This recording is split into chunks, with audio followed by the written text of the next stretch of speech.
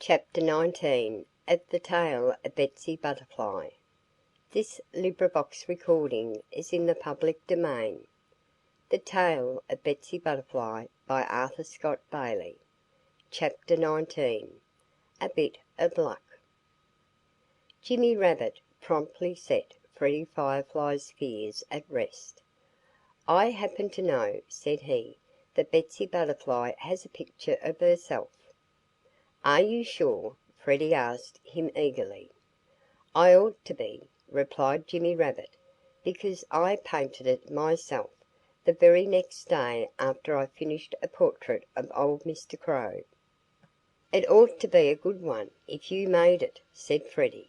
"But wasn't it some time ago that you were an artist?"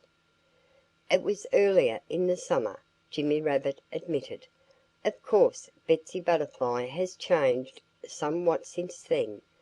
But this picture was a fine likeness of her at the time I painted it, I suppose," he added. "I was the first one in the whole valley to perceive that she was going to be a beauty when she got her full growth." "Do you suppose she'll send me the picture if I asked her, so I can show it to Dusty Moth?" Freddie asked. Jimmy Rabbit looked a bit doubtful. He pondered for a few moments. And then he said: "I'll tell you what I'll do.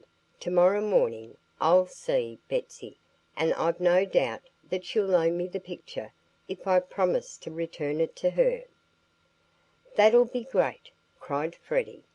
"Meet me near the duck pond as soon as it's dark to morrow night. And be sure to bring Betsy's picture with you." Then Freddie Firefly hurried off to find Dusty Moth, who happened likewise to be looking for him, because he had a question to ask. They met shortly, and Dusty Moth immediately cried, "Have you heard from her?" meaning Betsy Butterfly, of course. "Now, see here," Freddie Firefly said, "it's plain enough that Betsy doesn't care to meet you. But I have a plan that ought to suit you well enough. If you could look at her picture once, you'd be satisfied, wouldn't you?" "I would," replied Dusty Moth, "if I got my appetite back afterward." "Well, will you promise to stop pestering me about Betsy Butterfly if I let you see this picture of her?" "Yes, yes!" Dusty promised impatiently. "Where is it? Quick, let me see it." "Oh, you'll have to wait till tomorrow night," Freddie explained. "I shall not be able to eat a single mouthful till then," Dusty Moth groaned.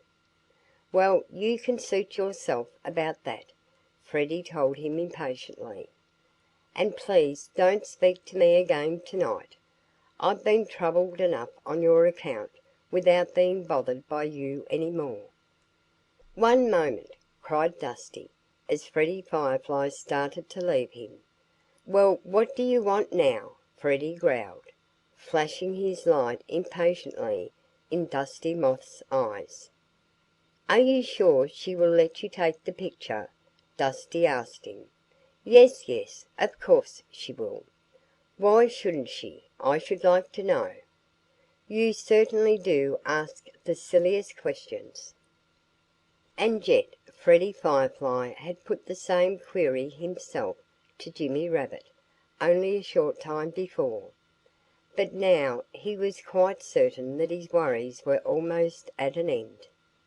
"Betsy Butterfly has caused me a powerful lot of trouble," Freddie grumbled, as he hurried over the hollow to join in the dance of the Firefly family. Chapter 20